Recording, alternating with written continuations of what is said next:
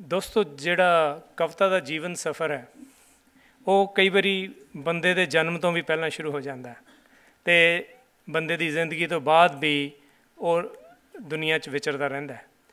ਸੋ ਹਰਜਿੰਦਰ ਪੱਤੜ ਹੋਣਾ ਦਾ ਜਿਹੜਾ ਕਾਵ ਸਫ਼ਰ ਹੈ ਉਹਨੂੰ ਗੁੜਤੀ ਮਿਲੀ ਹੈ ਕਵਿਤਾ ਦੀ ਅਤੇ ਮਾਹੌਲ ਮਿਲਿਆ ਇਹੋ ਜਿਹੇ ਚੰਗੇ ਸ਼ਹਿਰ ਦਾ ਅਤੇ ਦੋਸਤਾਂ ਮਿੱਤਰਾਂ ਦਾ। ਉਹਨਾਂ ਨੇ ਆਪਣੇ ਜੀਵਨ ਸਫ਼ਰ ਨੂੰ ਪੈਂਡਾ ਜਿਹੜੀ ਕਿਤਾਬ ਉਹਦੇ ਵਿੱਚ ਉਹਨਾਂ ਨੇ ਕਲਮਬੰਦ ਕੀਤਾ ਅਤੇ ਅੱਜ ਅਸੀਂ ਉਹ ਜਿਹੜੀ ਕਿਤਾਬ ਹੈ ਤੁਹਾਡੇ ਅਰਪਣ ਕਰਨ ਜਾ ਰਹੇ ਹਾਂ। ਅਤੇ ਮੈਂ ਬੇਨਤੀ ਕਰਦਾ ਸਾਰੇ ਸਾਡੇ ਪਹੁੰਚੇ ਜਿਹੜੇ ਪ੍ਰਾਹੁਣੇ ਲੇਖਕ ਪੋਇਟਸ ਅਤੇ ਪੰਜਾਬੀ ਕਲਮ ਕੇਂਦਰ ਦੇ ਜਿਹੜੇ ਮੈਂਬਰਸ ਨੇ ਉਹ ਸਟੇਜ 'ਤੇ ਆਉਣ। ਆਓ ਆਪਾਂ ਰਲ ਮਿਲ ਕੇ ਇਸ ਕਵਿਤਾ ਨੂੰ ਲੋਕ ਅਰਪਣ ਕਰੀਏ। ਕਵਿਤਾਵਾਂ ਐਵੇਂ ਨਹੀਂ ਲਿਖੀਆਂ ਜਾਂਦੀਆਂ ਅਤੇ ਕਿਤਾਬਾਂ ਲਿਖਣੀਆਂ ਹੋਣ ਘਰ ਦੇ ਸਾਰੇ ਕੰਮ ਛੱਡ ਕੇ ਹੀ ਕਿਤਾਬ ਲਿਖ ਹੁੰਦੀ ਹੈ ਅਤੇ ਕਿਤਾਬ ਦਾ ਉਦਘਾਟਨ ਹੋਵੇ ਅਤੇ ਮਿਸਿਜ਼ ਹਰਜਿੰਦਰ ਪੱਤੜ ਕਿਤੇ ਪਿੱਛੇ ਬੈਠੇ ਹੋਣ, ਇਹ ਕਿਵੇਂ ਹੋ ਸਕਦਾ। ਮੈਂ ਬੇਨਤੀ ਕਰਦਾ ਭੈਣ ਜੀ ਗੁਰਬਖਸ਼ ਕੌਰ ਨੂੰ ਕਿ ਉਹ ਸਟੇਜ 'ਤੇ ਆਉਣ। ਤੁਹਾਡਾ 50% ਹਿੱਸਾ ਇਹਦੇ 'ਚ।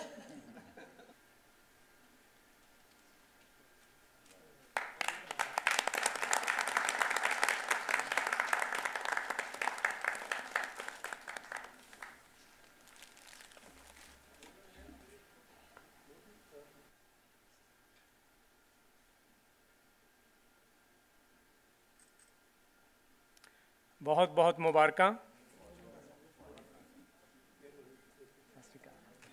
ਹਰਜਿੰਦਰ ਪੱਤੜ ਹੋਰਾਂ ਨੂੰ, ਪਰਿਵਾਰ ਨੂੰ ਅਤੇ ਪੰਜਾਬੀ ਕਲਮ ਕੇਂਦਰ ਨੂੰ, ਤੁਹਾਨੂੰ ਸਾਰਿਆਂ ਨੂੰ ਇਸ ਗੱਲ ਦੀ ਬਹੁਤ ਬਹੁਤ ਮੁਬਾਰਕ ਕਿ ਇਹ ਕਾਫਲਾ ਜਿਹੜਾ ਸ਼ੁਰੂ ਕੀਤਾ ਸੀ ਇੱਕ ਸ਼ੌਂਕ ਦੇ ਨਾਲ, ਇਹ ਥੋੜ੍ਹਾ ਹੋਰ ਕੰਕਰੀਟ ਹੁੰਦਾ ਜਾ ਰਿਹਾ ਅਤੇ ਇਹਦੇ 'ਚ ਤੁਹਾਡੀ ਫੀਡਬੈਕ ਅਤੇ ਤੁਹਾਡੀ ਸ਼ਾਬਾਸ਼ੀ ਹਰ ਚੀਜ਼ ਦਾ ਬਹੁਤ ਯੋਗਦਾਨ ਹੈ। ਅਤੇ ਮੈਂ ਚਾਹੁੰਦਾ ਸਾਡੇ ਟੋਰਾਂਟੋ ਤੋਂ ਜਿਹੜੇ ਗੈਸਟ ਸਪੀਕਰ ਆਏ ਨੇ, ਬਹੁਤ ਪ੍ਰਚਲਿਤ ਕਵੀ ਲੇਖਕ ਅਤੇ ਚਿੰਤਕ ਭੁਪਿੰਦਰ ਦੁੱਲੇ, ਉਹ ਕੁਛ ਲਫ਼ਜ਼ ਕਿਤਾਬ ਦੇ ਬਾਰੇ ਬੋਲਣਗੇ। ਮੌਂਟਰੀਅਲ ਵਸਦੇ ਪਿਆਰਿਓ, ਬਹੁਤ ਬਹੁਤ ਸਤਿਕਾਰ। ਹਰਜਿੰਦਰ ਸਿੰਘ ਪੱਤੜ ਹੋਰਾਂ ਨੂੰ ਇਸ ਕਿਤਾਬ ਦੀ ਵਧਾਈ। ਇੱਕ ਕਿਤਾਬ ਲਿਖਣਾ ਬਹੁਤ ਵੱਡਾ ਕੰਮ ਹੁੰਦਾ ਹੈ ਔਰ ਉਸ ਕਾਰਜ ਨੂੰ, ਉਸ ਚੀਜ਼ ਦੀ ਜੇ ਅਸੀਂ ਉਹਨੂੰ ਜੀ ਆਇਆਂ ਵਧੀਆ ਤਰੀਕੇ ਨਾਲ ਕਹਿੰਦੇ ਹਾਂ ਤਾਂ ਮੈਨੂੰ ਲੱਗਦਾ ਇੱਕ ਬਹੁਤ ਵੱਡੀ ਗੱਲ ਹੁੰਦੀ ਹੈ।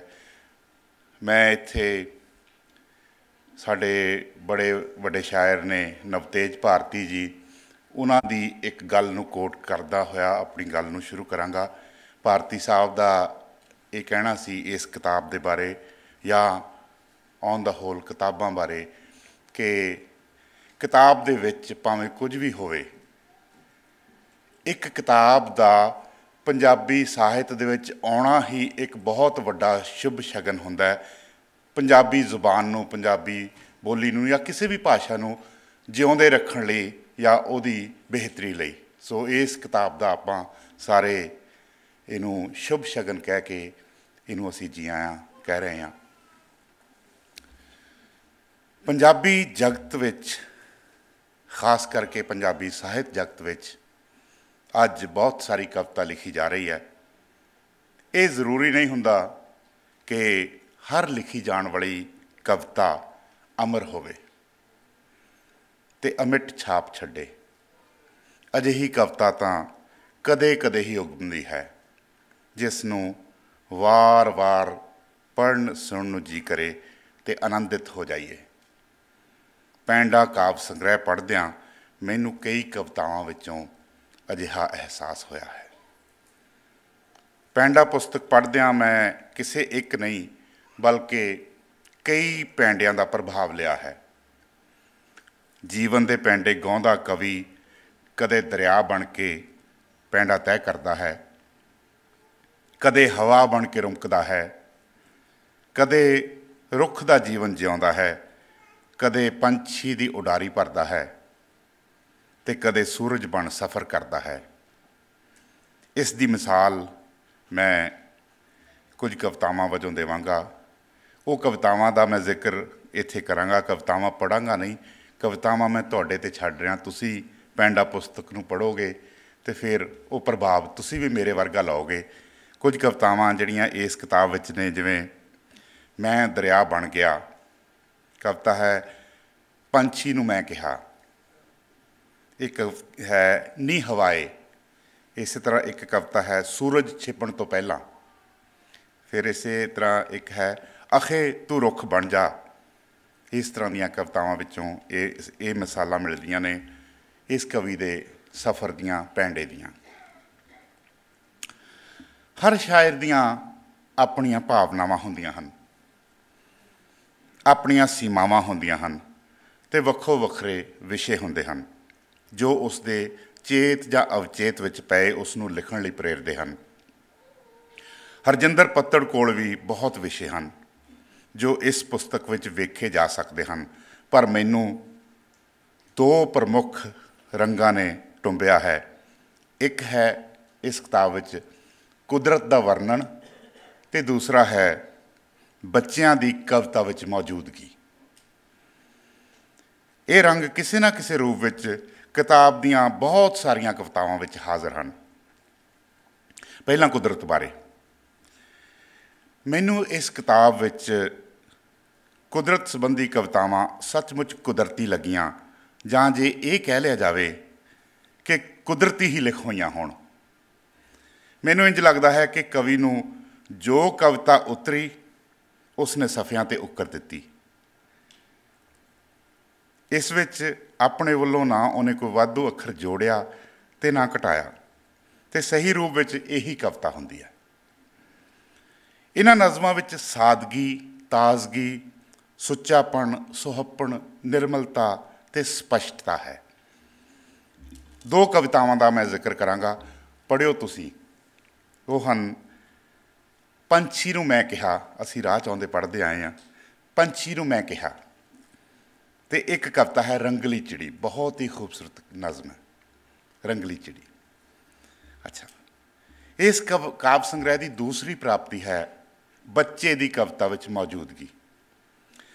ਕਵਿਤਾ ਵਿੱਚ ਬੱਚਿਆਂ ਪ੍ਰਤੀ ਵਿਸ਼ੇ ਲੈ ਕੇ, ਬੱਚੇ ਦੀ ਕਵਿਤਾ ਵਿੱਚ ਮੌਜੂਦਗੀ ਦਰਸਾ ਕੇ, ਬੱਚੇ ਦੇ ਪਾਤਰ ਨਾਲ ਸੂਖਮ ਵਿਸ਼ੇ ਛੋਹ ਕੇ ਕਵਿਤਾ ਰਚਾਉਣੀ ਬੜਾ ਜੋਖਮ ਭਰਿਆ ਕੰਮ ਹੈ, ਅਤੇ ਇਸ ਜੋਖਮ ਭਰੇ ਕੰਮ ਦੇ ਵਿੱਚ ਹਰਜਿੰਦਰ ਹੋਰਾਂ ਨੇ ਬਹੁਤ ਨਿਪੁੰਨਤਾ ਨਾਲ ਕੰਮ ਕੀਤਾ ਹੈ। ਪੰਜਾਬੀ ਕਵਿਤਾ ਵਿੱਚ ਇਹ ਇੱਕ ਨਵੇਕਲਾ ਕਦਮ ਹੈ। ਮੈਂ ਬਹੁਤ ਕਿਤਾਬਾਂ ਪੜ੍ਹੀਆਂ ਹੋਣਗੀਆਂ, ਪਰ ਬੱਚਿਆਂ ਦੇ ਨਾਲ ਸੰਵਾਦ ਬਹੁਤ ਘੱਟ ਲੇਖਕਾਂ ਨੇ, ਬਹੁਤ ਘੱਟ ਕਵੀਆਂ ਨੇ ਕੀਤਾ ਹੈ। ਇਸ ਲਈ ਵੀ ਇਹ ਵਧਾਈ ਦੇ ਪਾਤਰ ਹਨ।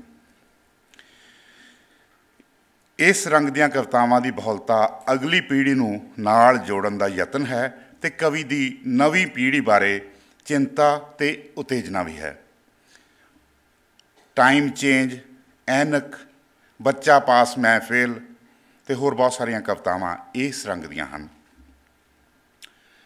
ਇਸ ਪੁਸਤਕ ਵਿੱਚ ਹੋਰ ਵੀ ਕਈ ਵਿਸ਼ੇ ਛੋਏ ਗਏ ਹਨ। ਰਿਸ਼ਤਿਆਂ ਦੀਆਂ ਤੰਦਾਂ ਮਿਲਦੀਆਂ ਹਨ, ਧਰਤੀ ਦਾ ਫਿਕਰ ਹੈ, ਮਿੱਟੀ ਦਾ ਮੋਹ ਹੈ, ਜੜ੍ਹਾਂ ਤੋਂ ਟੁੱਟਣ ਦੀ ਚਿੰਤਾ ਹੈ, ਇਨਸਾਨੀਅਤ ਦਾ ਦਰਦ ਹੈ ਅਤੇ ਜ਼ਿੰਦਗੀ ਦੀ ਮਹਿਕ ਵੀ ਹੈ। ਸ਼ਾਇਰੀ ਅਹਿਸਾਸ ਵਿੱਚੋਂ ਉਗਮਦੀ ਹੈ। ਅਹਿਸਾਸ ਇੱਕ ਨੀਰ ਨੂੰ ਜਨਮ ਦਿੰਦਾ ਹੈ ਜੋ ਝਰਨਾ ਬਣਦਾ ਹੈ, ਨਦੀ ਦਾ ਰੂਪ ਲੈਂਦਾ ਹੈ ਅਤੇ ਸਾਗਰ ਨੂੰ ਮਿਲਣ ਦੀ ਤ੍ਰਿਪਤੀ ਰੱਖਦਾ ਹੈ। ਇਹ ਤ੍ਰਿਪਤੀ ਮੈਨੂੰ ਹਰਜਿੰਦਰ ਸਿੰਘ ਪੱਤੜ ਵਿੱਚ ਨਜ਼ਰ ਆਉਂਦੀ ਹੈ, ਇਸ ਆਸ ਦੇ ਨਾਲ ਕਿ ਉਹ ਕਵਿਤਾ ਵਿੱਚ ਹੋਰ ਲੰਮੇ ਪੈਂਡੇ ਤੈਅ ਕਰਕੇ ਮੈਂ ਪੈਂਡਾ ਕਵਿਤਾ ਨੂੰ ਇੱਥੇ ਤੁਹਾਡੇ ਸਾਰਿਆਂ ਦੇ ਸਨਮੁਖ ਬਹੁਤ ਬਹੁਤ ਜੀ ਆਇਆਂ ਆਖਦਾ, ਸਵਾਗਤ ਕਰਦਾ। ਧੰਨਵਾਦ।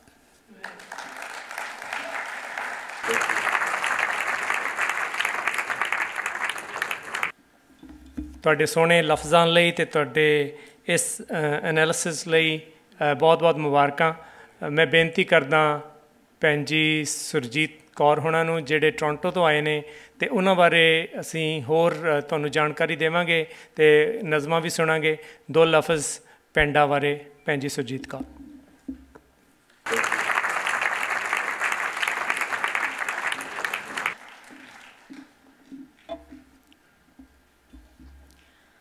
जग रहा दीवा जग रही सोच कोई, उठणगे हरफ कुछ बनेगी नज़म कोई, बल दी वड़िया बल।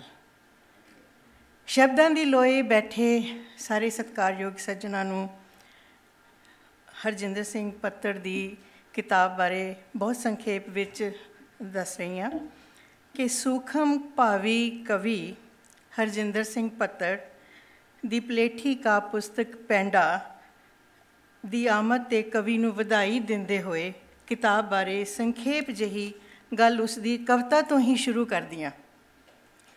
ਘਰੋਂ ਤੁਰਿਆ ਗੱਡੀ ਬੈਠਾ, ਗੱਡੀ ਤੁਰ ਪਈ। ਗੱਡੀ 'ਚੋਂ ਉਤਰ ਜਹਾਜ਼ 'ਚ ਬੈਠਾ, ਜਹਾਜ਼ ਉੱਡ ਪਿਆ। ਜਹਾਜ਼ ਰੁਕਿਆ, ਮੈਂ ਤੁਰ ਪਿਆ। ਰਾਤ ਪਈ ਤੇ ਸੁੱਤਾ ਕਿ ਸੁਪਨੇ ਤੁਰ ਪਏ। ਮੈਨੂੰ ਤੁਰਨਾ ਚੰਗਾ ਲੱਗਦਾ ਹੈ। ਕਵੀ ਕਹਿੰਦਾ ਹੈ ਕਿ ਮੈਨੂੰ ਤੁਰਨਾ ਚੰਗਾ ਲੱਗਦਾ ਹੈ।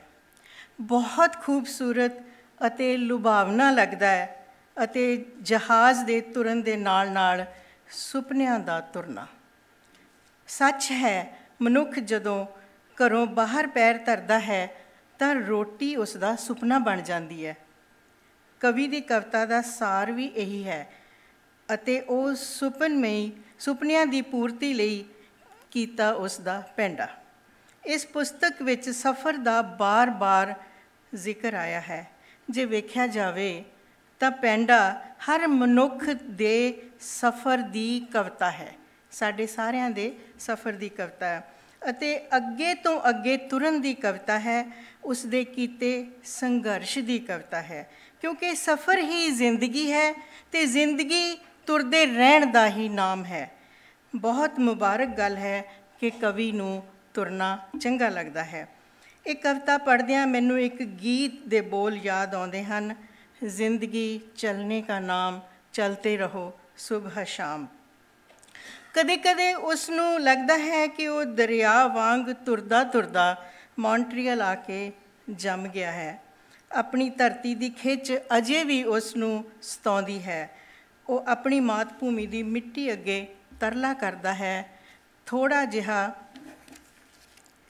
ਤਰਲਾ ਕਰਦਾ ਹੈ ਕਿ ਇੱਕ ਵਾਰੀ ਆਖਣੀ ਹਵਾਏ ਦੇਸ਼ ਆਉਣ ਨੂੰ, ਇੱਕ ਵਾਰੀ ਆਖਣੀ ਹਵਾਏ ਦੇਸ਼ ਆਉਣ ਨੂੰ, ਮਿੱਟੀ ਮੇਰੀ ਲੋਚਦੀ ਹੈ ਮਹਿਕਾਂ 'ਚ ਸੌਣ ਨੂੰ, ਮਹਿਕਾਂ 'ਚ ਸਮਾਉਣ ਨੂੰ।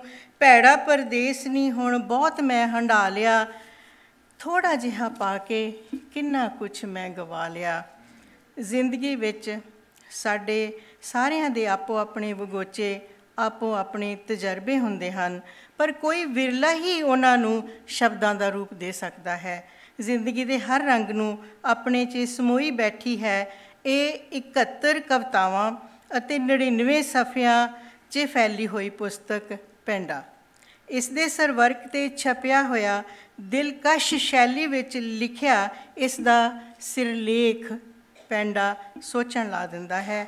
ਸਰਵਰਕ 'ਤੇ ਪਈ ਪੁਸਤਕ ਅਤੇ ਉਸ ਵਿੱਚੋਂ ਉਗਦੀਆਂ ਪੈਲੀਆਂ, ਉਹਨਾਂ ਵਿੱਚੋਂ ਨਿਕਲਦੀਆਂ ਸੱਪ ਵਲੇਵੇਂ ਖਾਂਦੀਆਂ ਦਿਸਹਦਿਆਂ ਵੱਲ ਨੂੰ ਜਾਂਦੀਆਂ ਪਗਡੰਡੀਆਂ, ਕਿਹੜਾ ਪੈਂਡਾ ਤੈਅ ਕਰਦੀਆਂ ਅਤੇ ਕਿੱਥੇ ਜਾ ਕੇ ਮੁੱਕਦੀਆਂ, ਇਸ ਰਹੱਸ ਨੂੰ ਜਾਣਨ ਲਈ ਪਾਠਕ ਆਪ ਮੁਹਾਰੇ ਕਿਤਾਬ ਦੇ ਵਰਕ ਦੇ ਉਲਟਦਾ ਇਸ ਕਿਤਾਬ ਦੇ ਬਿਖੜੇ ਰਾਹਾਂ ਦਾ ਪੈਂਡਾ ਖੁਦ ਤੈਅ ਕਰਨ ਲੱਗਦਾ ਹੈ। ਇਸ ਵਿਚਲੇ ਅਹਿਸਾਸ ਕਦੇ ਤੁਹਾਨੂੰ ਹੈਰਾਨ ਕਰਦੇ ਹਨ, ਕਦੇ ਖੁਸ਼ੀ ਪ੍ਰਦਾਨ ਕਰਦੇ ਹਨ ਅਤੇ ਕੋਈ ਪਲ ਤੁਹਾਨੂੰ ਉਦਾਸ ਕਰ ਜਾਂਦੇ ਹਨ। ਜੱਦੀ ਘਰ ਨਾਮੀ ਕਵਿਤਾ ਇਸ ਪੈਂਡੇ ਦਾ ਹਾਸਲ ਹੈ। ਇਹ ਸਾਡੇ ਸਾਰਿਆਂ ਦੀ ਕਵਿਤਾ ਹੈ ਜੋ ਪਰਦੇਸੀ ਹੋ ਗਏ ਅਤੇ ਜਦੋਂ ਵਾਪਸ ਘਰ ਪਰਤਦੇ ਹਨ ਤਾਂ ਉਹਨਾਂ ਵੱਲੋਂ ਉਹਨਾਂ ਦੇ ਹਮਸਾਏ ਹੀ ਅੱਖਾਂ ਫੇਰ ਲੈਂਦੇ ਹਨ। ਆਪਣੇ ਜੱਦੀ ਘਰ ਨੂੰ ਛੱਡਣ ਵੇਲੇ ਉਸ ਦਾ ਤਜਰਬਾ ਸਾਂਝਾ ਕਰਦੇ ਹਾਂ। ਉਹ ਲਿਖਦੇ ਹਨ ਕਿ ਪਰਤਣ ਦਾ ਵਕਤ ਆਇਆ ਤਾਂ ਇੱਕ ਜੈਕੀ ਹੀ ਸੀ ਜਿਸ ਲਈ ਮੈਂ ਉਸ ਘਰ ਦਾ ਮਾਲਕ ਸੀ। ਪਰਤਣ ਦਾ ਵਕਤ ਆਇਆ ਤਾਂ ਇੱਕ ਜੈਕੀ ਹੀ ਸੀ ਜਿਸ ਲਈ ਮੈਂ ਉਸ ਘਰ ਦਾ ਮਾਲਕ ਸੀ। ਘਰ ਦੇ ਮਾਲਕਾਂ ਲਈ ਤਾਂ ਮੈਂ ਐਰਾ ਗੈਰਾ ਨੱਥੂ ਖੈਰਾ।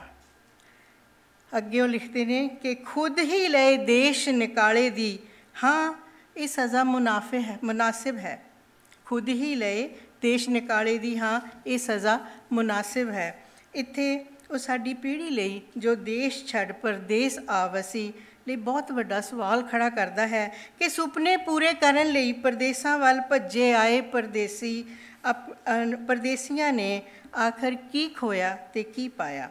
ਇਹੀ ਸੋਚ ਉਸ ਦੀ ਕਵਿਤਾ ਦੀ ਸੁਰ ਨੂੰ ਉਦਾਸ ਕਰ ਜਾਂਦੀ ਹੈ ਤੇ ਉਹ ਕਹਿਣ ਲੱਗ ਜਾਂਦਾ ਹੈ, ਇਹ ਉਦਾਸੀ ਮੇਰੀ ਨਿਤ ਹੀ ਵੱਧਦੀ ਜਾਵੇ, ਰੱਬ ਖੈਰ ਕਰੇ। ਇਹ ਮੇਰੀ ਰੂਹ 'ਤੇ ਦਾਗ ਨਾ ਲਾਵੇ, ਰੱਬ ਖੈਰ ਕਰੇ। ਜਾਂ ਉਸ ਦੀ ਇੱਕ ਹੋਰ ਕਵਿਤਾ ਦੀਆਂ 2 ਲਾਈਨਾਂ ਹਨ, ਅੱਜ ਕੱਲ੍ਹ ਸਾਡੇ ਬਾਗਾਂ ਅੰਦਰ ਕੇਵਲ ਮੋਈਆਂ ਚਿੜੀਆਂ ਚਹਿਕਦੀਆਂ। ਪੈਂਡਾ ਕਵੀ ਨੇ ਆਪਣਾ ਪੈਂਡਾ ਮੁਕਾ ਚੁੱਕੇ ਆਪਣੇ ਮਾਤਾ ਪਿਤਾ ਨੂੰ ਸਮਰਪਿਤ ਕੀਤੀ ਹੈ। ਹਰਜਿੰਦਰ ਪੱਤੜ ਦਾ ਪੈਂਡਾ ਬਹੁਤ ਲੰਮਾ ਅਤੇ ਔਕੜਾਂ ਭਰਿਆ ਰਿਹਾ, ਇਸ ਲਈ ਉਹ ਕੋਮਲ ਭਾਵੀ ਅਤੇ ਅਤ ਸੰਵੇਦਨਸ਼ੀਲ ਕਵੀ ਬਣ ਗਿਆ।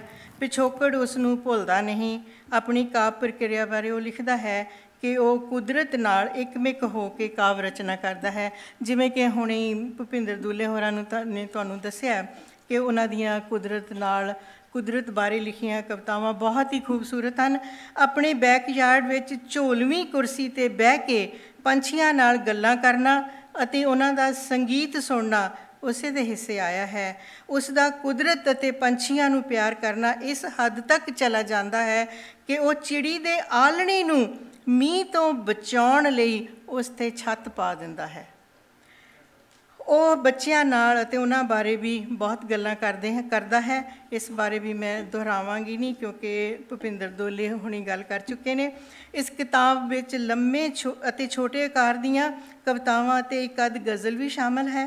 ਕੁਝ ਕਵਿਤਾਵਾਂ ਵਿੱਚ ਤੁਕਾਂਤ ਵਰਤਿਆ ਹੈ ਅਤੇ ਕੁਝ ਕਵਿਤਾਵਾਂ ਆਜ਼ਾਦ ਹਨ। ਉਸ ਦੀ ਸ਼ਬਦ ਚੋਣ ਸੁਚੱਜੀ ਅਤੇ ਵਿਰਸੇ 'ਚੋਂ ਲਈ ਹੈ। ਉਹ ਝੋਲਵੀਂ, ਜੀਰ, ਅਰਤਲਾ, ਸੀਆ ਸੇਕਣਾ, ਢਾਸਣਾ, ਛੰਭ, ਵਰਮੀ ਵਰਗੇ ਅਲੋਪ ਹੁੰਦੇ ਜਾ ਰਹੇ ਸ਼ਬਦਾਂ ਦੀ ਵਰਤੋਂ ਕਰਦਾ ਹੈ ਜੋ ਉਸ ਦੇ ਭਾਵਾਂ ਨਾਲ ਮੇਚ ਖਾਂਦੇ ਹਨ। ਉਸ ਦੀਆਂ ਕਵਿਤਾਵਾਂ ਸਾਂਤਾ ਕਲੌਜ਼, ਜੱਦੀ ਘਰ, ਟੱਪਰੀ ਵਾਸ, ਇਕਬਾਲੇ ਜ਼ੁਰਮ, ਰੰਗਲੀ ਚਿੜੀ ਆਦਿ ਕਹਾਣੀਆਂ ਵਰਗੀਆਂ ਸੁੰਦਰ ਕਵਿਤਾਵਾਂ ਹਨ ਅਤੇ ਆਪਣੇ ਅੰਦਰ ਬਹੁਤ ਕੁਝ ਸਮੋਈ ਬੈਠੀਆਂ ਹਨ, ਜਿਨ੍ਹਾਂ ਨੂੰ ਜਾਣਨ ਲਈ ਤੁਹਾਨੂੰ ਸਾਰਿਆਂ ਨੂੰ ਇਹ ਕਿਤਾਬ ਪੜ੍ਹਨੀ ਪਏਗੀ। ਅਤੇ ਮੈਂ ਕਵੀ ਨੂੰ ਬਹੁਤ ਬਹੁਤ ਵਧਾਈ ਦਿੰਦੀ ਹਾਂ ਅਤੇ ਆਸ ਕਰਦੀ ਹਾਂ ਕਿ ਤੁਸੀਂ ਸਾਰੇ ਵੀ ਇਸ ਕਵਿਤਾ ਨੂੰ ਬਹੁਤ ਇੰਜੋਏ ਕਰੋਗੇ। ਧੰਨਵਾਦ ਜੀ।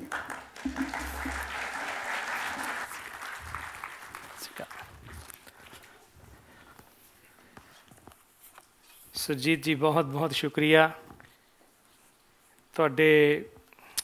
ਤੁਸੀਂ ਵਾਕਈ ਕਿਤਾਬ ਪੂਰੀ ਚੰਗੀ ਤਰ੍ਹਾਂ ਪੜ੍ਹੀ ਲੱਗਦੀ ਹੈ। ਕਿਤਾਬ ਖਰੀਦਣੀ ਬੜੀ ਆਸਾਨ ਹੈ, ਪੜ੍ਹਨੀ ਬੜੀ ਮੁਸ਼ਕਿਲ ਹੈ। ਕਦੀ ਜਹਾਜ਼ ਸਫ਼ਰ ਕਰਦੇ ਹੋਵੋ ਅਤੇ ਜੇ 99 ਪੰਜਾਬੀ ਅਤੇ ਇੱਕ ਗੋਰਾ ਬੈਠਾ ਅਤੇ 99 ਦਾ 99% ਪ੍ਰੋਬੇਬਿਲਿਟੀ ਹੈ ਵੀ ਕੋਈ ਕਿਤਾਬ ਨਹੀਂ ਪੜ੍ਹਦਾ ਅਤੇ ਗੋਰੇ ਦੀ 100% ਪ੍ਰੋਬੇਬਿਲਿਟੀ ਉਹਨੇ ਕਿਤਾਬ ਚੱਕੀ ਹੈ। ਕੁਝ ਖਬਰਾਂ ਪੀਅਰ ਫੌਂਡਸ ਦੀ ਹੁਣੇ ਤਾਜ਼ੀਆਂ ਖਬਰਾਂ ਆਈਆਂ। ਪੀਅਰ ਫੌਂਡਸ ਦੀ ਪੁਲਿਸ ਨੇ ਗੁੰਮ ਹੋਈਆਂ ਸੋਨੇ ਦੀਆਂ ਵਾਲੀਆਂ ਦਾ ਕੇਸ ਉਲਝਾਉਣ ਦਾ ਦਾਅਵਾ ਕੀਤਾ ਹੈ ਅਤੇ ਪੁਲਿਸ ਨੇ ਖੁਲਾਸਾ ਕੀਤਾ ਕਿ ਦਰਅਸਲ ਵਾਲੀਆਂ ਚੁਰਾਈਆਂ ਨਹੀਂ ਸਨ ਗਈਆਂ, ਸਗੋਂ ਇਹ ਵਾਲੀ ਔਰਤ ਦੇ ਘਰ ਵਾਲੇ ਨੇ ਆਪਣੀ ਕਵਿਤਾ ਸੁਣਨ ਕਰਕੇ ਇੱਕ ਸਰੋਤੇ ਨੂੰ ਭੇਟ ਕੀਤੀਆਂ ਸਨ।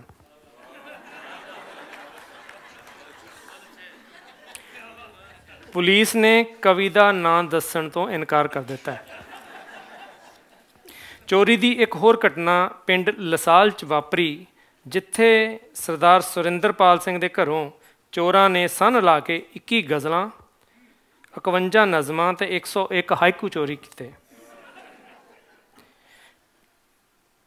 ਦਿਨੇ ਦਿਹਾੜੇ ਲੁੱਟੇ। ਅਤੇ ਪਰ ਹੈਰਾਨੀ ਦੀ ਗੱਲ ਇਹ ਕਿ ਘਰ ਵਿੱਚ ਪਿਆ 35 ਤੋਲੇ ਸੋਨਾ ਅਤੇ ਹੋਰ ਗਹਿਣਿਆਂ ਗੱਟਿਆਂ 'ਚੋਂ ਕਿਸੇ ਦੀ ਵੀ ਕੋਈ ਨੁਕਸਾਨ ਹੋਣ ਦੀ ਖਬਰ ਨਹੀਂ। ਇਹ ਸੁਣਦਿਆਂ ਸਾਰੀ ਬੇਹੋਸ਼ ਹੋ ਗਏ, ਸੁਰਿੰਦਰ ਸਿੰਘ ਬੇਹੋਸ਼ ਹੋ ਗਏ ਅਤੇ ਡਾਕਟਰਾਂ ਦੇ ਕਹਿਣ ਅਨੁਸਾਰ ਹਾਲਤ ਖਤਰੇ ਤੋਂ ਬਾਹਰ ਦੱਸੀ ਜਾਂਦੀ ਹੈ। ਉੱਧਰ ਗੁਆਂਢੀਆਂ ਨੇ ਮੌਕੇ ਦੇ ਗਵਾਹਾਂ ਅਨੁਸਾਰ ਚੋਰੀ ਦੀ ਖਬਰ ਸੁਣਦਿਆਂ ਹੀ ਬਾਕੀ ਘਰ ਵਾਲਿਆਂ ਵਿੱਚ ਖੁਸ਼ੀ ਦੀ ਲਹਿਰ ਦੌੜ ਗਈ। ਨਿਊਯਾਰਕ ਦੇ ਬ੍ਰੌਂਕਸ ਹਲਕੇ ਵਿੱਚ ਵਾਇਲੈਂਸ ਵਿੱਚ ਹੋਰ ਵਾਧਾ ਹੋ ਰਿਹਾ ਹੈ। ਕੱਲ੍ਹ ਹੀ ਇੱਕ 47 ਸਾਲ ਦਾ ਸ਼ਰੀਫ ਆਦਮੀ ਕਾਲਿਆਂ ਨੇ ਕੁੱਟ-ਕੁੱਟ ਕੇ ਜ਼ਖਮੀ ਕਰ ਦਿੱਤਾ ਅਤੇ ਇੱਕ ਤਮਾਸ਼ਬੀਨ ਮੁਤਾਬਕ ਜਦੋਂ ਲੁਟੇਰੇ ਉਸ ਦੀਆਂ ਜੇਬਾਂ ਫਰੋਲ ਲਏ ਸਨ ਤਾਂ ਉਸ ਦੀ ਜੇਬਾਂ 'ਚੋਂ ਪੈਸਿਆਂ ਦੀ ਬਜਾਏ ਗਰੋਸਰੀ ਦੇ ਬਿੱਲ 'ਤੇ ਲਿਖੀਆਂ ਕੁਝ ਗੰਭੀਰ ਨਜ਼ਮਾਂ ਮਿਲੀਆਂ। ਇਹ ਵੇਖ ਕੇ ਕਾਲਿਆਂ ਨੂੰ ਹੋਰ ਗੁੱਸਾ ਆ ਗਿਆ। ਨਿਊਯਾਰਕ ਦੇ ਮੇਅਰ ਨੇ ਸਾਰੇ ਕਵੀਆਂ ਨੂੰ ਰਾਤ ਬਰਾਤੇ ਜੇਬ ਵਿੱਚ ਕਵਿਤਾਵਾਂ ਦੀ ਬਜਾਏ ਘੱਟੋ ਘੱਟ $20 ਰੱਖਣ ਦੀ ਬੇਨਤੀ ਕੀਤੀ ਹੈ। ਅਗਰ ਉਹ $20 ਨਹੀਂ ਅਫੋਰਡ ਕਰ ਸਕਦੇ ਤਾਂ ਘੱਟੋ ਘੱਟ ਜੇ ਉਹ ਹਾਸਰਸ ਦੀ ਕਵਿਤਾ ਜੇਬ ਵਿੱਚ ਰੱਖ ਸਕਦੇ ਹਨ। ਸਾਹਿਤਕ ਹਲਕਿਆਂ ਤੋਂ ਖਬਰ ਮਿਲੀ ਹੈ ਕਿ ਕੱਲ੍ਹ ਗਜ਼ਲ ਨੇ ਇੱਕ ਪ੍ਰੈਸ ਨੋਟ ਜਾਰੀ ਕਰਕੇ ਖੁੱਲ੍ਹੀ ਕਵਿਤਾ 'ਤੇ ਨੱਥ ਪਾਉਣ ਦੀ ਬੇਨਤੀ ਕੀਤੀ ਹੈ। ਉਹਨੇ ਇਹ ਵੀ ਧਮਕੀ ਦਿੱਤੀ ਹੈ ਕਿ ਜੇਕਰ ਖੁੱਲ੍ਹੀ ਕਵਿਤਾ ਨੇ ਡਿਸਪਲਿਨ ਦੀ ਉਲੰਘਣਾ ਕੀਤੀ ਤਾਂ ਕਾਵਿ ਪੰਥ 'ਚੋਂ ਛੇਕ ਦਿੱਤੀ ਜਾਵੇਗੀ। ਪੁਲਿਸ ਨੇ ਮੌਕੇ ਦੀ ਨਜ਼ਾਕਤ ਨੂੰ ਸਮਝਦਿਆਂ ਸਾਹਿਤ ਅਕਾਦਮੀ 'ਤੇ ਰਾਤ ਦਾ ਕਰਫਿਊ ਲਾ ਦਿੱਤਾ ਹੈ ਅਤੇ ਕਈ ਕਵੀ ਦਰਬਾਰਾਂ ਦੀ ਸਿਕਿਉਰਿਟੀ ਹੋਰ ਟਾਈਟ ਕਰ ਦਿੱਤੀ ਹੈ। ਅਤੇ ਆਖਰੀ ਖਬਰ, ਮੌਸਮ ਦੇ ਮਹਿਕਮੇ ਅਨੁਸਾਰ ਸਮਾਂ ਬਦਲ ਰਿਹਾ ਹੈ ਅਤੇ ਕਵਿਤਾ ਦੇ ਕੁਝ ਬੱਦਲ ਜੋ ਟੋਰਾਂਟੋ ਤੋਂ ਮੌਂਟਰੀਅਲ ਪਹੁੰਚੇ ਸਨ ਉਹ ਕਿਸੇ ਵੀ ਵਕਤ ਉਹਨਾਂ ਦੀ ਵਰਖਾ ਹੋ ਸਕਦੀ ਹੈ ਅਤੇ ਕਵਿਤਾ ਦੀ ਝੜੀ ਲੱਗਣ ਦਾ ਖਤਰਾ ਹੈ। ਆਉਣ ਵਾਲੇ 24 ਘੰਟਿਆਂ 'ਚ ਕਿਤੇ ਕਿਤੇ ਸ਼ੇਰਾਂ ਅਤੇ ਮਾਹੀਏ ਦੇ ਛਿੱਟੇ ਵੀ ਪੈ ਸਕਦੇ ਹਨ। ਮੌਸਮ ਵਿਭਾਗ ਮੁਤਾਬਕ ਇਹ ਸਾਹਿਤਕ ਬਾਰਿਸ਼ ਆਉਣ ਨਾਲ ਪੰਜਾਬੀ ਦੀ ਫਸਲ ਦਾ ਕਾਫੀ ਫਾਇਦਾ ਹੋ ਸਕਦਾ ਹੈ। ਹੜ੍ਹ ਆਉਣ ਦੀ ਸਥਿਤੀ ਵਿੱਚ ਕਵੀ ਦਰਬਾਰਾਂ ਦੇ ਸਾਊਂਡ ਸਿਸਟਮ ਦਾ ਕਨੈਕਸ਼ਨ ਕੱਟਿਆ ਜਾ ਸਕਦਾ ਹੈ। ਦੋਸਤੋ, ਮੈਨੂੰ ਆਦਤ ਹੈ ਲਾਪਰਵਾਹ ਬੇਫਜ਼ੂਲ ਗੱਲਾਂ ਕਰਨ ਦੀ। ਬਹੁਤ ਮੀਨਿੰਗਫੁਲ ਡਾਇਲੋਗ ਵਾਰਤਾਲਾਪ ਚੱਲ ਰਿਹਾ ਸੀ। ਮੈਂ ਹੁਣ ਬੇਨਤੀ ਕਰਦਾ ਪੈਂਡਾ ਦੇ ਲੇਖਕ ਸਰਦਾਰ ਹਰਜਿੰਦਰ ਪੱਤੜ ਉਹਨਾਂ ਨੂੰ ਕਿ ਉਹ ਆਪਣਾ ਕਾਵਿ ਸਫ਼ਰ ਅਤੇ ਕੁਝ ਕਵਿਤਾਵਾਂ ਤੁਹਾਡੇ ਨਾਲ ਸ਼ਾਮਲ ਕਰਨ।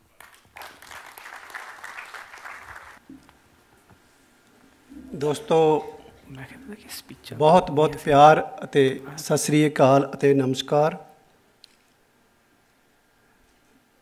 ਮੈਨੂੰ ਇਹ ਲੱਗਦਾ ਕਿ ਮੇਰੇ ਬਾਰੇ ਅਤੇ ਮੇਰੀ ਕਿਤਾਬ ਬਾਰੇ ਭੁਪਿੰਦਰ ਦੂਲੇ ਜੀ ਨੇ ਅਤੇ ਭੈਣ ਜੀ ਸਰਜੀਤ ਕੌਰ ਨੇ ਬਹੁਤ ਜ਼ਿਆਦਾ ਬੋਲ ਦਿੱਤਾ ਅਤੇ ਮੈਂ ਇਹਦੇ ਬਾਰੇ ਨਾ ਜ਼ਿਆਦਾ ਬੋਲਾਂ। ਜਿਹੜੀਆਂ ਕਵਿਤਾਵਾਂ ਦਾ ਇਹਨਾਂ ਨੇ ਜ਼ਿਕਰ ਕੀਤਾ ਮੈਂ ਉਹਨਾਂ ਵਿੱਚੋਂ ਕੋਸ਼ਿਸ਼ ਕਰੂੰਗਾ ਕਿ ਉਹ ਕਵਿਤਾਵਾਂ ਮੈਂ ਤੁਹਾਡੇ ਨਾਲ ਸਾਂਝੀਆਂ ਕਰਾਂ। ਤੁਹਾਨੂੰ ਇਹ ਤਾਂ ਪਤਾ ਕਿ ਮੈਂ ਬਹੁਤ ਸੌਖੀ ਭਾਸ਼ਾ ਦੇ ਵਿੱਚ ਸੌਖੇ ਲਫ਼ਜ਼ਾਂ ਦੇ ਵਿੱਚ ਗੱਲ ਕਹਿਣ ਦੀ ਕੋਸ਼ਿਸ਼ ਕਰਦਾ ਅਤੇ ਮੇਰਾ ਪੈਂਡਾ ਸਫ਼ਰ ਬਾਰੇ ਮੈਂ ਜ਼ਰੂਰ ਇੱਕ ਗੱਲ ਕਰਨੀ ਕਿ ਜਦੋਂ ਕਿਤਾਬ ਦਾ ਨਾਮ ਲੱਗੇ ਸੀ ਨਾ ਰੱਖਣ ਅਤੇ ਕਾਫੀ ਨਾਮ ਆਏ ਮੇਰੇ ਦਿਮਾਗ ਦੇ ਵਿੱਚ ਅਤੇ ਮੇਰੇ ਬਹੁਤ ਹੀ ਮਾਣਯੋਗ ਡਾਕਟਰ ਸੁਰਜੀਤ ਪਾਤਰ ਜੀ ਕਹਿੰਦੇ ਨਹੀਂ ਇਹ ਨਹੀਂ ਠੀਕ, ਆਹ ਨਾਮ ਨਹੀਂ, ਇਹ ਵੀ ਨਹੀਂ ਠੀਕ। ਅਤੇ ਫਿਰ ਮੈਂ 2-3 ਘੰਟੇ ਬਾਅਦ ਸੋਚਦਾ ਰਿਹਾ ਅਤੇ ਮੈਂ ਚਾਚਾ ਜੀ ਨੂੰ ਜਾ ਕੇ ਨਾ ਵੀ ਚਾਚਾ ਜੀ ਬਹੁਤ ਪੈਂਡਾ ਹੋ ਗਿਆ ਹੁਣ ਤਾਂ ਅਤੇ ਨਾਮ ਨਹੀਂ ਲੱਭਦਾ। ਕਹਿੰਦੇ ਨਹੀਂ ਲੱਭ ਪਿਆ ਹੁਣ ਇਹਦਾ ਨਾਮ ਪੈਂਡਾ ਹੀ ਠੀਕ ਆ। ਅਤੇ ਮੈਂ ਤੁਹਾਡੇ ਨਾਲ 2-3 ਕਵਿਤਾਵਾਂ ਸਾਂਝੀਆਂ ਕਰਦਾ ਜਿਨ੍ਹਾਂ ਦਾ ਜ਼ਿਕਰ ਵੀ ਕੀਤਾ ਗਿਆ। ਪੰਛੀ ਨੂੰ ਮੈਂ ਕਿਹਾ, ਘਰ ਦੇ ਬੈਕਯਾਰਡ 'ਚ ਰੁੱਖ ਦੀ ਟਾਹਣੀ 'ਤੇ ਬੈਠੇ ਚਹਿਚਹਾਉਂਦੇ ਪੰਛੀ ਨੂੰ ਮੈਂ ਕਿਹਾ, ਮੈਨੂੰ ਵੀ ਉੱਡਣਾ ਸਿਖਾ ਦੇ ਯਾਰ। ਉਸ ਨੇ ਗੀਤ ਦੀ ਸੁਰ ਨੂੰ ਕੁਝ ਧੀਮਾ ਕੀਤਾ, ਥੋੜ੍ਹਾ ਜਿਹਾ ਥੰਮ ਕੇ ਉੱਚੀ ਉੱਚੀ ਗੀਤ ਗਾਇਆ। ਮੈਂ ਵੀ ਉਸ ਦੇ ਨਾਲ ਉਸ ਦੀ ਹੀ ਸੁਰ 'ਚ ਗਾਇਆ। ਮੈਂ ਝੋਲਵੀਂ ਕੁਰਸੀ 'ਤੇ ਬੈਠਾ ਅੱਖਾਂ ਮੀਟ ਕੇ ਝੂਮਣ ਲੱਗ ਪਿਆ। ਮੈਂ ਝੋਲਵੀਂ ਕੁਰਸੀ 'ਤੇ ਬੈਠਾ ਅੱਖਾਂ ਮੀਟ ਕੇ ਝੂਮਣ ਲੱਗ ਪਿਆ। ਕੁਝ ਚਿਰ ਪਿੱਛੋਂ ਅੱਖਾਂ ਖੋਲ੍ਹੀਆਂ, ਟਾਹਣੀ ਹਿੱਲ ਰਹੀ ਸੀ, ਪੰਛੀ ਉੱਡ ਗਿਆ ਸੀ। ਇੱਕ ਕਵਿਤਾ ਹੋਰ ਜਿਹੜਾ ਕਿ ਨਵਤੇਜ ਭਾਰਤੀ ਜੀ ਨੇ ਟੋਰਾਂਟੋ ਜਦੋਂ ਪ੍ਰੋਗਰਾਮ ਸੀਗਾ ਕਿਤਾਬ ਦਾ ਤੇ ਉਹਨਾਂ ਨੇ ਇਹਦਾ ਜ਼ਿਕਰ ਕੀਤਾ ਸੀ। ਮੇਰੀ ਵੀ ਬੜੀ ਇਹ ਪਸੰਦੀ ਦੀ ਕਵਿਤਾ ਹੈ। ਮੇਰਾ ਹੀ ਦੋਸ਼ ਹੈ, ਮੇਰੇ ਬੱਚੇ ਨੇ ਰੰਗਾਂ ਦੇ ਨਾਮ ਆਪੇ ਹੀ ਰੱਖ ਲੈ।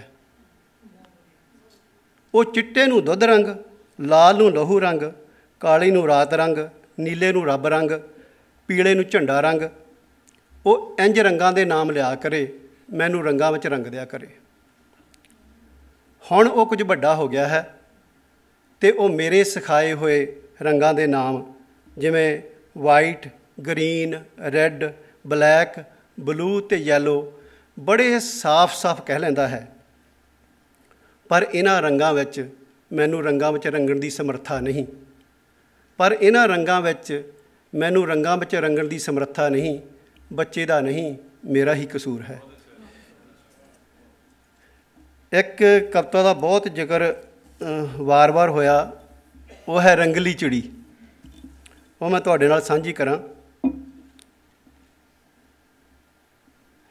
ਮੇਰੇ ਘਰ ਦੇ ਵਿਹੜੇ ਅਤੇ ਰੁੱਖ 'ਤੇ ਰੰਗਲੀ ਚਿੜੀ ਨੇ ਆਲ੍ਹਣਾ ਪਾ ਲਿਆ। ਚਿੜੀ ਰੁੱਖ 'ਤੇ ਉੱਠਦੀ ਬਹਿੰਦੀ, ਨਾਚ ਜਿਹਾ ਨਿੱਤ ਨੱਚਦੀ ਰਹਿੰਦੀ। ਮੀਂਹ ਹਨੇਰੀ ਭਾਵੇਂ ਝੱਖੜ ਝੁੱਲੇ ਬਹਿ ਜਾਂਦੀ ਸੀ ਵਿੱਚ ਆਲ੍ਹਣੇ। ਘਰ ਆਪਣੇ ਦਾ ਨਿੱਘ ਮਾਣਦੀ, ਇੱਕ ਦਿਨ ਚਿੜੀ ਗਈ ਹੋਈ ਸੀ ਆਪਣੇ ਵਾਸਤੇ ਚੁਗਣ ਲਈ ਚੋਗਾ ਕਿ ਮੋਹੜੇ ਧਾਰ ਮੀਂਹਾਂ ਲੱਥਾ। ਬਣ ਹਮੈਤੀ ਮੈਂ ਚਿੜੀ ਦਾ, ਆਲ੍ਹਣੇ ਉੱਤੇ ਪਾ ਦਿੱਤੀ ਛੱਤ। ਸੋਚ ਕੇ ਇਹ ਕਿ ਚਿੜੀ ਆਊ, ਬਹਿ ਜਾਏਗੀ ਵਿੱਚ ਸੁੱਕੇ ਆਲ੍ਹਣੇ। ਖੁਸ਼ ਹੋਵਾਂ ਬੈਠਾ ਤੱਕਾਂ ਬਾਰੀ ਵਿੱਚੋਂ, ਚਿੜੀ ਆਊ ਨੱਚੂ ਦੇਖ ਕੇ ਪਾਈ ਛੱਤ। ਆਖਰ ਚਿੜੀ ਮੀਂਹ 'ਚੋਂ ਭਿੱਜੀ ਆਈ। ਮੈਂ ਕਿਹਾ ਲੰਘ ਜਾ ਚਿੜੀਏ ਅੰਦਰ, ਹੁਣ ਆਲ੍ਹਣਾ ਤੇਰਾ ਕਦੇ ਨਹੀਂ ਭਿੱਜਦਾ। ਚਿੜੀ ਟਾਹਣੀ ਟਾਹਣੀ ਘੁੰਮੀ ਜਾਵੇ, ਵਰਦੇ ਮੀਂਹ 'ਚ ਭਿੱਜਦੀ ਜਾਵੇ, ਪਰ ਆਲ੍ਹਣੇ ਦੇ ਨਾ ਅੰਦਰ ਜਾਵੇ। ਫਿਰ ਇੱਕ ਵਾਰੀ ਉਸ ਕਰਕੇ ਜਿਗਰਾ, ਫਿਰ ਇੱਕ ਵਾਰੀ ਉਸਕੇ ਕਰਕੇ ਜਿਗਰਾ। ਉਸ ਨੇੜੇ ਹੋ ਕੇ ਤੱਕਿਆ ਆਲ੍ਹਣਾ, ਪਿੱਛੋਂ ਉਸ ਇੱਕ ਭਰੀ ਅਡਾਰੀ ਕਿ ਮੁੜ ਕੇ ਪਿਛਲ ਝਾਤ ਨਹੀਂ ਮਾਰੀ। ਪਰਤ ਕੇ ਰੁੱਖ 'ਤੇ ਕਦੀ ਨਹੀਂ ਆਈ, ਇੱਕ ਬਗੋਚਾ ਮੈਨੂੰ ਅੰਦਰੋਂ ਜਾਂਦਾ ਖਾਈ। ਉਸ ਦੇ ਮਹਿਲੋਂ ਸੋਹਣੇ ਆਲ੍ਹਣੇ ਉੱਤੇ 10 ਪੱਤੜ ਤੂੰ ਛੱਤ ਕਿਉਂ ਪਾਈ। ਉਸ ਦੇ ਮਹਿਲੋਂ ਸੋਹਣੇ ਆਲ੍ਹਣੇ ਉੱਤੇ 10 ਪੱਤੜ ਤੂੰ ਛੱਤ ਕਿਉਂ ਪਾਈ। ਇੱਕ ਛੋਟੀ ਜਿਹੀ ਕਵਿਤਾ ਹੋਰ ਤੁਹਾਡੇ ਨਾਲ ਸਾਂਝੀ ਕਰਾਂ ਅਤੇ ਉਹ ਪਾਵਾ ਜੀ ਦੀ ਬਹੁਤ ਫੇਵਰਟ ਕਵਿਤਾ ਆ। ਉਹ ਮੈਨੂੰ ਕਹਿੰਦੇ ਵੀ ਇਹ ਪੜ੍ਹਿਓ ਜ਼ਰੂਰ, ਛੋਟੀ ਜਿਹੀ ਹੈ। ਨਦੀ ਦੇ ਕਿਨਾਰੇ ਮੇਰੇ ਕੋਲ ਪੈਰ ਨੇ, ਨਦੀ ਕੋਲ ਵਹਾਅ ਹੈ। ਕਿਨਾਰਿਆਂ ਕੋਲ ਨਾ ਪੈਰ ਹੈ ਨਾ ਵਹਾਅ ਹੈ। ਇਹ ਖੜ੍ਹੇ ਖੜੋਤੇ ਮੰਜ਼ਿਲ ਤੀਕਰ ਜਾਣ, ਇਹ ਖੜ੍ਹੇ ਖੜੋਤੇ ਮੰਜ਼ਿਲ ਤੀਕਰ ਜਾਣ। ਤੋਰ ਅਨੋਖੀ ਵਸਲ ਅਨੋਖਾ, ਬਿਨ ਤੁਰਿਆਂ ਹੀ ਮੇਲਾ ਚੋਖਾ। ਬਹੁਤ ਬਹੁਤ ਧੰਨਵਾਦ ਸਾਰਿਆਂ ਨੂੰ, ਬਹੁਤ ਬਹੁਤ ਜੀ।